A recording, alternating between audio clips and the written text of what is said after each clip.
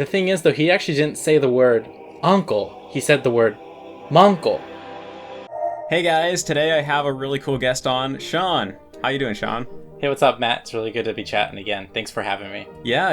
If you guys haven't seen it, on my second channel, Matt vs. the World, I did an interview with Sean not too long ago. Sean has, or is in a very interesting profession. You want to tell everyone what you do real quick, Sean? Oh, yeah. So I do traditional Japanese music. I play the shakuhachi, which is an in-blown bamboo flute. And I do concertizing. I make YouTube videos here and there. And I travel and do some performances as well.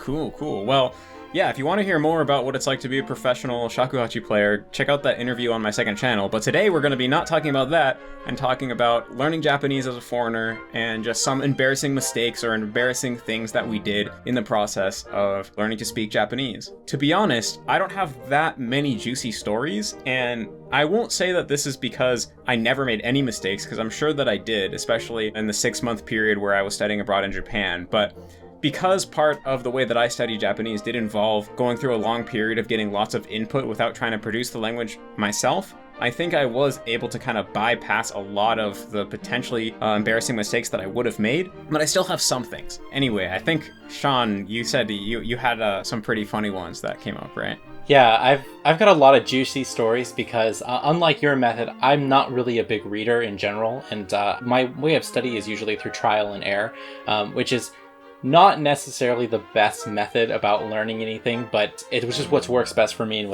what helps me process information is just by experimenting. But there was actually one recently that I just did where, so I just got back from America and I'm now living in Japan. And when I got here, I had a little bit of a stomach bug. So I picked up some kanpo, which is Chinese medicine.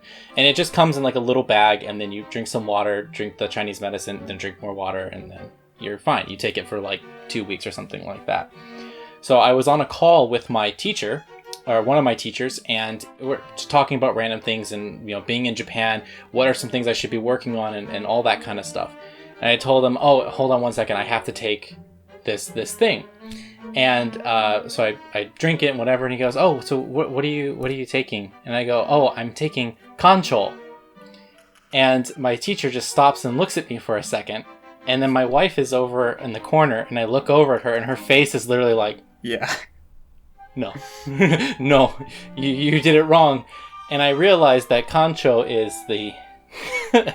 is like a very painful double finger thing in your butt versus kanpo, which is Chinese medicine. Yeah, that pretty much sounds like something out of a gag manga, so that's pretty amazing. I mean, kancho can also be like an enema, right? Yeah. Which also, if he assumed that was what you meant, that also would probably warrant a similar reaction.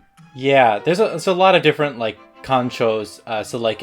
There's also like the government office kancho as well, different pitch accent. But I think, at least from my mind, when I hear that word, the first thing I think of is that kancho. Yeah, me too. I mean, I guess I was just thinking that because if you said that you had to do something to because you weren't feeling too well, then I would assume oh, you're gonna do an enema, maybe that's gonna help your stomach or something. But yeah, I mean, so I guess for me, I don't have any amazing incidents like that where just due to a little mistake I said something totally unintentional. But I mean, I think for me, because I read a lot of books pretty early on in my study, and also I kind of just went through a phase where I thought if I used lots of really big, obscure words that I learned through books, then that would make me sound articulate and smart. And so there were a couple times where I was talking to a Japanese person and I used some Japanese word that they literally didn't understand, and it was really awkward. I remember one time I said ingin bure, and the person I was talking to had never heard it before. And at first I thought that I must have said it with the wrong pitch accent or just pronounced it wrong or something. And so I pulled it up on my phone and showed it to them, and they didn't know the word at all. And so it was kind of awkward. I remember that was kind of a big moment of me realizing oh, I guess Japanese people don't necessarily know every word, because I kind of had this implicit assumption that they had. And there are some other times where basically I was having a conversation and I used a word and they're like, what's that? And that same exact thing happened, and then I would pull it on my phone. And of course, in a way it's cool because it impresses them, but for me that was always embarrassing because it was a total failure of communication, Yeah. Let me give you another juicy story. Let me give you another really juicy one that my friend told me. So I have a friend who's a priest, a Buddhist monk, who's been living here for now 25 years or something like that. And so he has a Japanese wife. And by his home in Nara, there is a stand like 20 years ago with this woman who would sell anko, which is red bean paste. And so he went to his wife one day and was telling her, oh my God, this lady down the street, she sells this anko by the supermarket. It's so warm and it's just so good. And I've been buying it every single week and I started buying every single day and now she's giving it away for free. And it's great. I love this place. And the thing is though, he actually didn't say the word uncle. He said the word manko. So his wife found this to be absolutely hysterical. And he didn't understand why she was laughing. It's like, it's just red bean paste. And then, God bless her, because she's a great wife. She doesn't correct him. She says, I want you to tell this story to all my friends. So they go to her store, and all the ladies are sitting around, and they're telling the story. Everybody's just laughing like mad, and he just doesn't understand it. And then they start asking him questions like, was it good all the time? Did it last as long?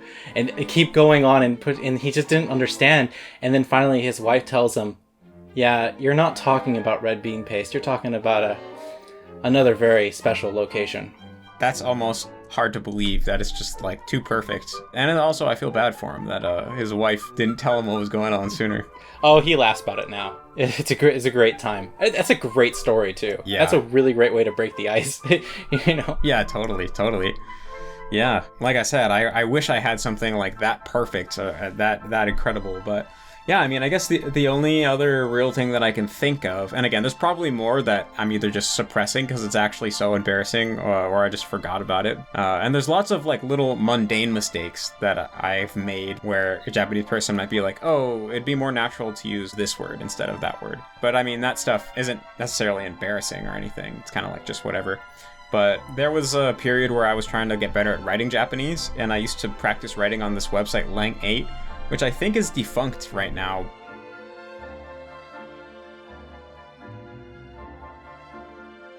Basically, it was this website where you could just write in a foreign language that you're studying, and then native speakers would correct you, and then in return, you would correct people who are trying to learn your native language.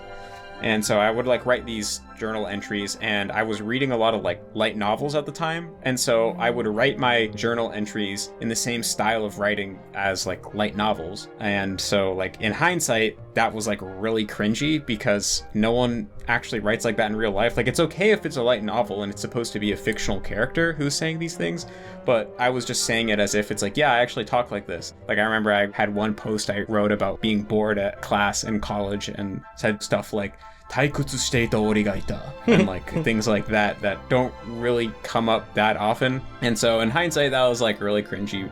And the other kind of cringy thing is that every time I wrote a post, I was expecting to get no corrections, and I was really only writing it just to like get the validation from native speakers because I wanted them to tell me like, oh wow, you're so amazing, there's nothing to correct. But sometimes there would be things to correct. But yeah, I think the cringiest thing overall was just that I was doing those basically just to try to get like validation from random native speakers on the internet. Yeah.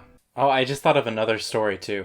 Oh yeah, let's hear it. So the next juicy story actually has to do with haichu. So the rule is for teachers in general, like if you're an English teacher in teaching English in a Japanese school, is the recommendation is try not to use Japanese. Just if you're really not proficient and you're here to teach English, try to stay to English because events like this next one can happen.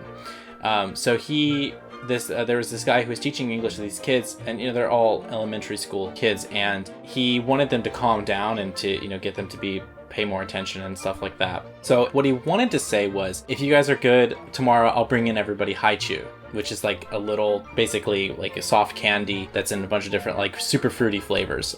Instead of saying haichu, he said chuhai, which is an alcoholic beverage. So if y'all are really good today, I'm gonna get y'all drunk tomorrow. Is basically how it came out. And of course all the kids were like, Mom, yeah, Mr. So-and-so's gonna give us alcohol tomorrow. How cool is that? And then all the parents, not knowing that, it's just a foreigner who, made a simple mistake, go to the principal and say, why is your teacher's offering alcohol to our children? Then you have to call them in and say, it's probably best to just speak English until you really feel confident with things. Well, I mean, I'm pretty much out of interesting stories that I could tell or things that I did. Do you got any more? Yeah, I got a few more. A different friend of mine, he used to go to the store and like for a long time, he kept asking the people like, oh, do you guys have any chimpira? I really want to eat chimpira. And everybody's just like, we know what he's talking about, and it's not that. He wants kinpira, which is like soy sauce and sugar, like simmered and sauteed, like burdock root, right? And but chimpira is like a thug, pretty much. Yeah, but it's like a young kid who just like a little brat, and not even like like wannabe yakuza almost. Yeah, that sort of thing. So yeah, I just really want to eat like a young yakuza thug. But so it's just, and the thing is like just like these words are just so close. There's another one too that I've heard before, and you know some of them are like so common where like people want to say like oshiire versus oshiri.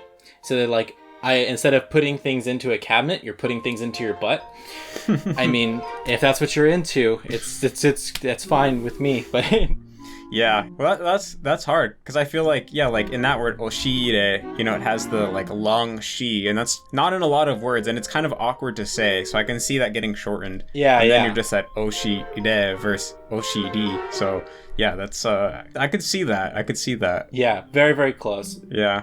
You know, there's so many like small things like that too, and you know, danbol versus danboru. You know, missing one little, you know, like talking about a box and then talking about like a old heating unit and stuff like that. So just enough small things to get the eyebrow to raise, and people go, "What?" Yeah. Well, I'm out of really juicy stories, but I think I would love to read other people's stories. So if you have a really juicy one, you should totally leave a comment. Yeah, definitely. Please do. And sorry that my stories were so boring and that I didn't have that many.